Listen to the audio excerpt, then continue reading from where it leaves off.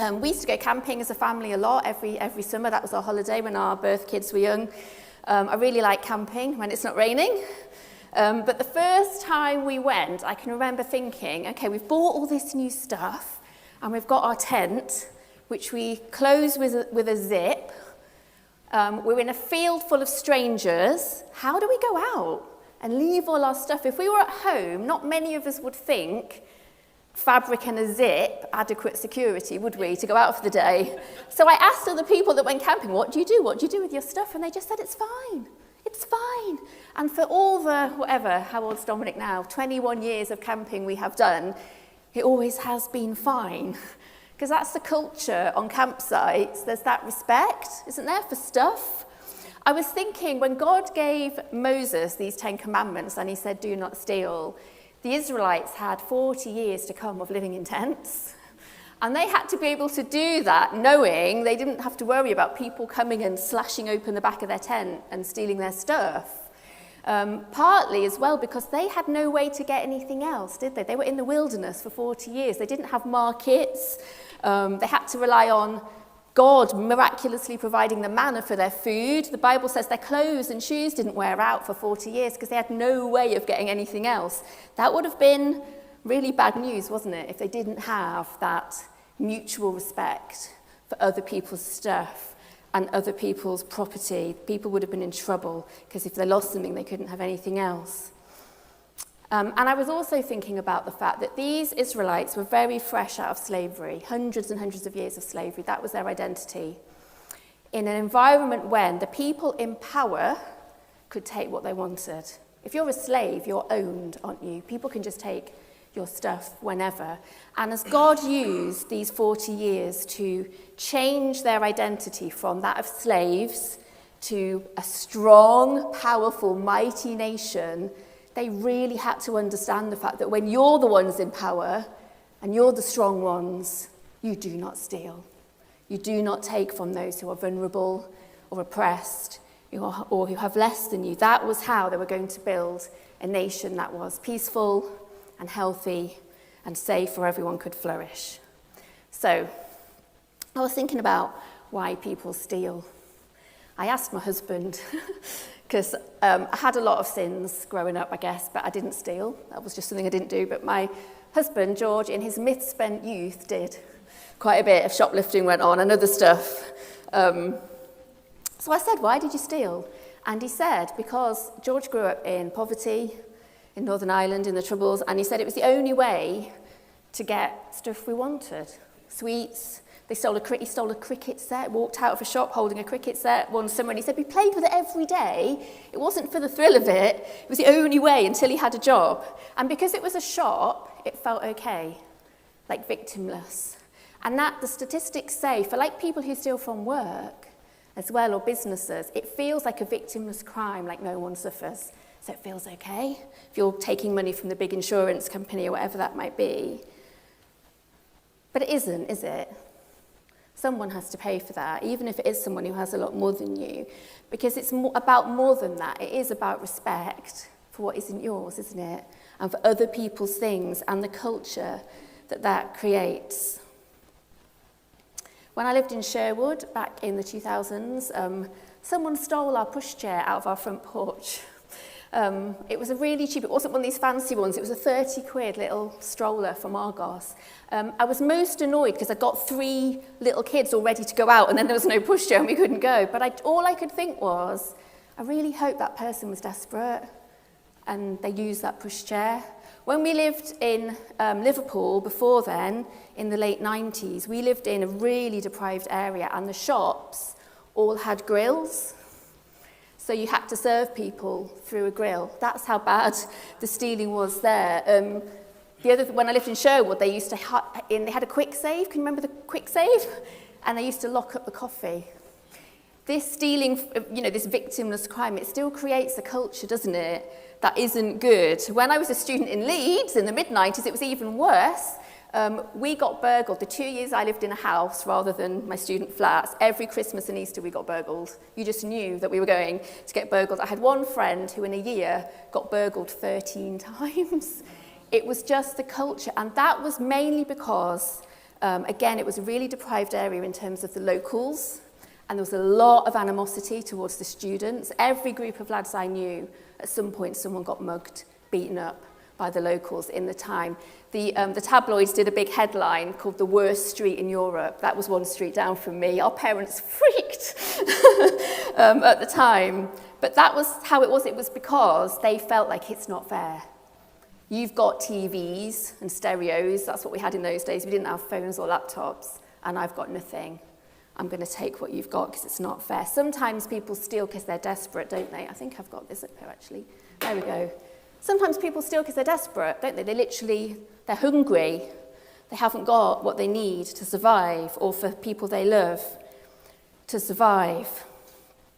Which is why God has a whole load of other laws that he gives at the time. He gives these ones to Moses. Because when as a community we live God's way, not selfishly, not holding on to what we've got, but looking out for other people and noticing what they need, nobody should ever get in that situation, should they, where they're desperate and they don't have someone they can go to and say, I need help, I need something. We should be looking out for our neighbours so we don't have to take without asking. I'm going to talk a bit more about that in a moment. Sometimes it is deeper than that. I can tell you as a foster carer, and I want to be really clear that this isn't any of the children I've brought to church. I don't want you worried about your purses. Though I'd love a kind of church where we had to worry about our purses because we had all sorts of people here, to be honest. Some children will steal compulsively, and they'll grow up to adults who steal because when they were tiny, they didn't get what they needed from the people who were supposed to give them what they needed. They were neglected, perhaps. They weren't fed. They weren't loved. They weren't cuddled when they were crying. So it becomes deep in their brain. I can't trust anyone to give me what I need, so I take what I can see when I can. And we've experienced that firsthand.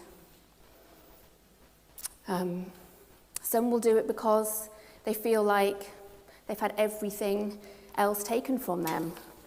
Particularly, say, children in care who've lost their family, perhaps. They feel like they've lost their home, they've lost everything. We had one child come to us, didn't even have shoes, let alone their favourite teddy, let alone anything special, because the police had just come and taken them away.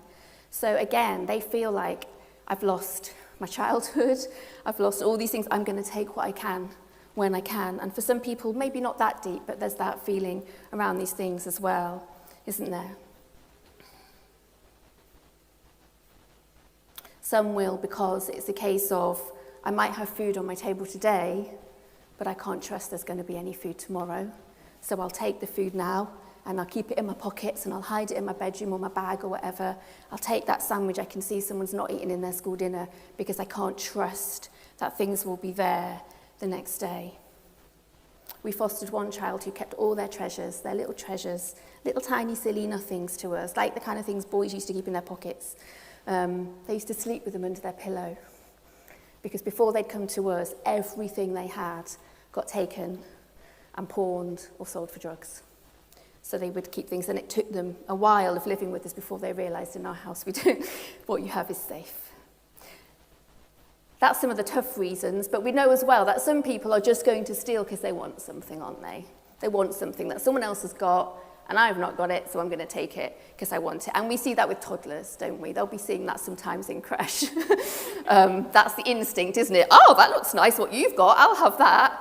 And it's the parent's job to say no and teach them how to share, but not every child has a parent to teach them how to share. Not everyone learns that lesson, do they?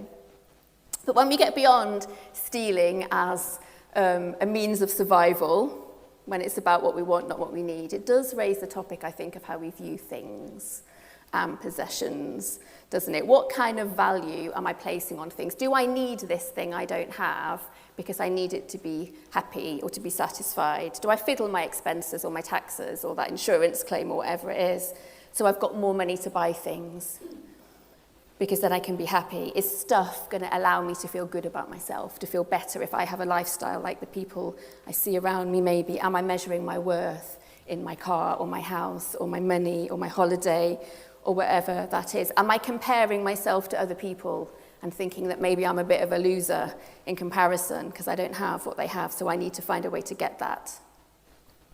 Do we have a certain lifestyle in mind, a certain way of living that we need or we deserve? And we'll do what we need to do, crossing that line a little bit to help us maybe try and get that. As Christians, we know that everything we have comes from God, don't we? It's all his. We just steward it for the time that we're on earth. It all belongs to him. So I was thinking when we steal, it's a little bit like when Matthew was talking about do not murder, we're taking something actually of God's. When we steal something, we're actually taking something from God's. Would you take that small thing from work? You might not steal practical things from work, but you might steal time for the hour you spend looking at stuff on the internet you shouldn't be. Would you be stealing that if God was the boss of your company? I wonder. And the consequences, like I said, are a society where when we can't trust people to respect us or to respect our things, we start instinctively holding that little bit tighter to them, don't we?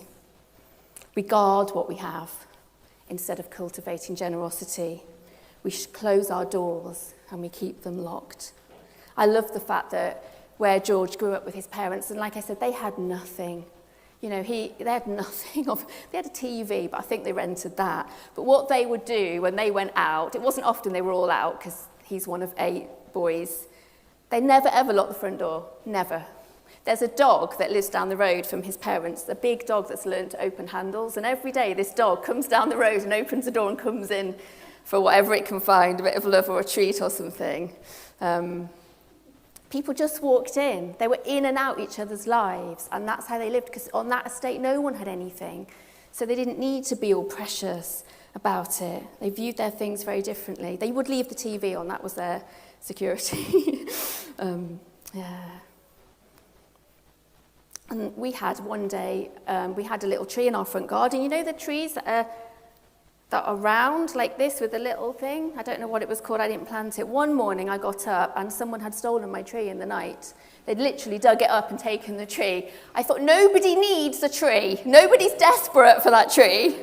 And my mum, who was very good at gardening, said it would have died anyway. There's no way that could have been replanted and survived. But I refused to mind. In all the years I've lived in areas where burglary was a thing, I refuse to grow fearful because my God is well able to supply all my needs according to his riches in Christ Jesus. That's Philippians. I've probably got that up. Sam, feel free to move me on because you know I'm rubbish. I'm not there yet. Okay. All we have is from him. Someone said to me when we started fostering teenagers, oh, you're going to put a lock. Why don't you put a lock outside your bedroom door to keep stuff safe? My answer is because I refuse to live like that. And you might have one on your door for different reasons, and I don't want to judge you for that. There's all different circumstances, but that's my answer. We did foster a young person at one point who, because of stuff that had happened to her when she was tiny, compulsively stole. So when she lived with us, the whole time when I was home, I would keep my purse locked away in a filing cabinet because she couldn't resist coming and wanting to take it. But that was for her sake, not for mine. In the same way, when we fostered a child with an alcohol problem, we locked up all our alcohol. That was for her sake, if that makes sense, not for mine. It's not fair to put that temptation in her path. But I'm not going to be upset if they did take my stuff or take my wine, because I would rather be in a situation where how I love you and welcome you and care about you is more important than any of my stuff, than anything that I've got. I want to live in a family where we trust and respect each other and show these kids that I care about them more than that, like I said, apart from some exceptions for their sake. I want to be part of building a society where if you need it, here you go. You can have it if I've got it. And Jesus talked about that, didn't he? In our church in Liverpool, like I said, not many people there had much. Our little church had a collection of things for people who needed them, like they had a lawnmower. We had some of their baby stuff because we had our first baby while we were there and we were broke as anything. So we borrowed some of their baby stuff for a while. And that's how the first church did it, isn't it, in Acts? In Acts 2, it talks about that. It says they shared everything and pooled it together. Isn't that great? Isn't that better than me just not taking your stuff, as sharing our stuff? When we steal, whatever it might be, we're saying we don't trust God to provide what we need, aren't we? It's not trusting him to give us not just what we need, but blessings and good things. On top of that, you might think, well, God, I didn't need that, but I wanted it. I'm going to take it for that reason, but here we go. Jesus said the thief's purpose is to steal. That's talking about the devil. To steal, kill, and destroy. My purpose is to give them a rich, satisfying life. And it says in 1 Timothy 6, teach those who are rich in this world not to be proud and not to trust in their money, which is so unreliable. Their trust should be in God, who richly gives us all we need for our enjoyment. Do you believe that? For some of us, it's really tough, isn't it? Because we have had times when we've not had what we needed, and we've struggled. And we've definitely not what we've had that extra on top. It can take a long time to trust God to be a good father and a good king, providing for us out of his abundance. But he does want to show us that, to be in a place where taking stuff doesn't even cross our mind, because when we need something, when we want something, the first thing we do, our automatic response, is to boldly approach the throne of heaven and to ask God and talk to him about what we need. When we first moved into our house 20 years ago, we had not a spare penny left for anything. There was a little space in the kitchen for a dishwasher, an empty hole. And I'd never had a dishwasher as an adult at all, but I had 3 little children, and I was doing washing up 3 times a day. And I was just stood there washing up one day and saying, God, I don't mind washing up. I used to wash up as a part-time job when I was in sixth form. I don't mind washing up, but it doesn't feel like the best use of my time, all this washing up I'm doing. Dishwasher would be really nice. I think it was the next day, maybe that day, maybe the next day, a couple of days later, I don't want to lie when I'm preaching, but very soon afterwards, I got a call from the people who were leading our church at the time to say, oh, our son's just had a new kitchen and he's got a dishwasher, do you want it? And that was a real lesson to me in thinking I didn't need a dishwasher. God knew I didn't need a dishwasher, but I just said it'd be nice. And there it was. I loved that dishwasher. Which brings me to the next point, that God is not a bare minimum God, is he? And I've loved how, in looking at these commandments, we've been able to think about not just, like Mark said, the do not, what's the least possible I can get away with in God's kingdom to keep me out of trouble, but what is the heart behind it? What is the value and the culture that God is wanting to create when he said this? Because when we get this right, like I said, no one should need to steal. Because instead of me looking for what I can get, we're living with a mindset of what can I give? Of how can I bless you? In Ephesians 4:28, it says, if you're a thief, quit stealing. That's kind of the basic. Instead, use your hands for good work, and then give generously to others in need. That is what God is trying to bring us to. And when we're noticing when others are in need, and we offer up what we have, holding it lightly as God's anyway. So when he tells us to, we can be generous. There, that's up there. We love and treasure people, like I've said, so that sometimes we don't just give them what they need, but we bless them with what they want. And that, I think, helps someone with their self-worth far more than if we had the money to buy it ourselves. A couple of times in years gone by, I've had a surprise package in the post from 2 different people with wrist warmers, because they knew that I would sit at home typing on my laptop, working at home all day, and I used to really, really feel the cold, and my hands would literally get completely so stiff I could barely type anymore. And just to be nice, someone wrote in it, they just said, just because. And how much nicer was that than me actually going out and getting that for myself? I don't need them anymore. I've hit that time of my life where I'm plenty warm enough, thank you. It's great heating-wise. When we had a couple of little children arrive back in November, we had like 2 hours notice, and before this baby came, and we've not had a baby in our house for decades. Joy just brought round and dropped me off all those bits and bobs. I never would have thought to get myself like plastic spoons and bibs and whatever. And it was so, so useful. But also, what a blessing to know other people are noticing and thinking and helping. How fab is that in a community where we're thinking, how can I bless you? Rather than, what do I need to feel significant or good enough or happy? When we live in a society where we notice, because we're involved in each other's lives. And I've said this before, I think in God's kingdom, if you're part of church, we don't get to say it's none of your business. We can maybe say that to some people. But we're all one body, aren't we? And when one weeps, we weep. And when one rejoices, we rejoice. And we spot the person struggling and we care if we're doing this right. And we do something about it. We take responsibility for each other. And that would lead one day, I hope, to a world where foster children don't have to come to my house stealing food and hoarding it in their bedroom because they can't imagine the fact that we're still going to have food for them every time they need it. My heart broke when I read about one of the children we cared for who had been little primary school kid stealing food out of bins. It's not the first time, it's not the only time. And they got into trouble at school for taking food out of bins. And I thought, what world are we living in where people haven't stopped and said, what's going on here? And how do we help? For us as God's people, do not steal is about love and generosity. It's also about integrity, isn't it?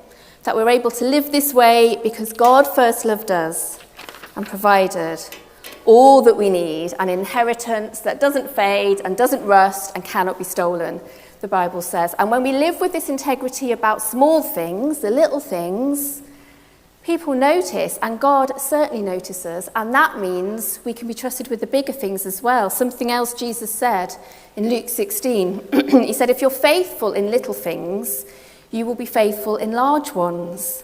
But if you're dishonest in little things, you won't be honest with greater responsibilities. So that little taking that little thing does matter.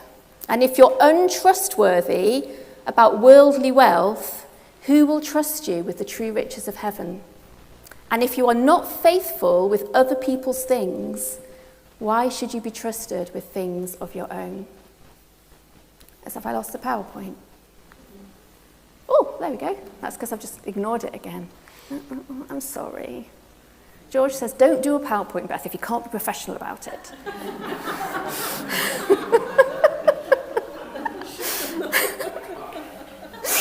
Oh, dear. Anyway, when our son Asher first came to live with us just over a couple of years ago, we used to go to Sainsbury's a lot, like 3 times a week in the evenings we'd be hanging out in Sainsbury's. But one time when I was with him, he'd been with us a week or two, I went and picked up a bottle of Prosecco. I do the automatic scanner and scanned it and put it back and walked off. And he was like, Beth, what are you doing? You've just scanned a bottle of Prosecco and put it back. So I explained to him that the last time I'd been, when he must have been at school, or not, he wasn't with me that time, I'd realised when I'd got in my car that I'd taken a bottle of Prosecco and forgot to scan it.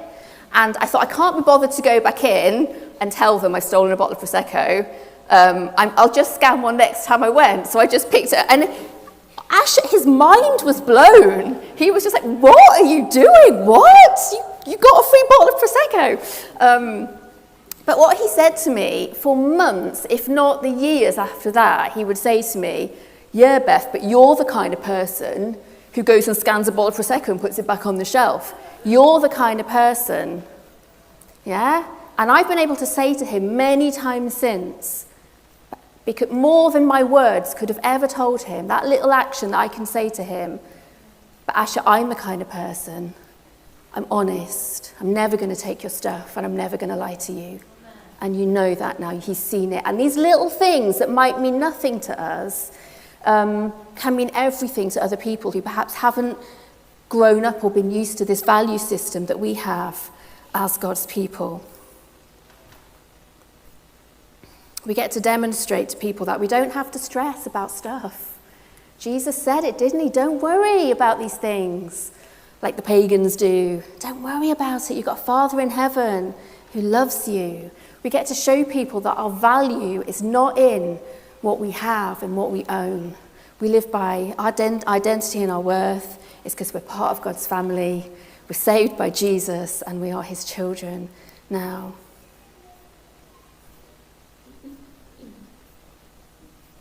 We don't need to panic, we don't need to fear.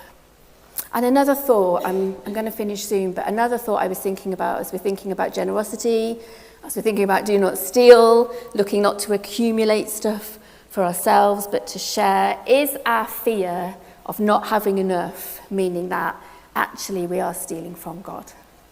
And I'm not going to talk about percentages, I'm not going to talk about amounts this morning. All I would say is it might be a good week to just stop and check that the amount you're giving is the amount that God has told you to give. Whether that's your time, whether that's your money, whether that's your service, whether that's teaching the youth on a Sunday morning, let's just check that and make sure that you're at peace, that what God has asked, you're trusting him enough to give that. Because again, like we've said, God doesn't need your money. No offense. He owns the cattle on 1,000 hills. But it's about your attitude, isn't it? And what God wants is your heart and who you are behind that. And are you trusting him, or are you still holding on to that little bit he's asked of you? Something to think about. I do want to remind us as we finish, there is no condemnation in all of this. If you feel a little bit accused, that's not God. That's not God. God knows why we've done what we did, whenever we did it, whether we stole and took stuff simply because we wanted to or because we felt desperate, whether it was a little or a lot. There is absolute forgiveness for that, isn't there? I just mentioned that because when George did give his life to Jesus, he was maybe 27, one of the massive stumbling blocks for him was his stealing. And the fact that as a teenager, I've shared this before, he doesn't mind me telling you, he had stolen from, in the Catholic Church he grew up in, they had a poor box, the St. Vincent de Paul Society, and his family had needed that money to be given money to help them through over the years. So he knew what that meant to a mother desperate to have food for her children. But one day he stole money from that. And that was one thing. And when he told me about that and that, he was really struggling with this in terms of becoming a Christian. I was like, George, you've done way worse than that. Hello?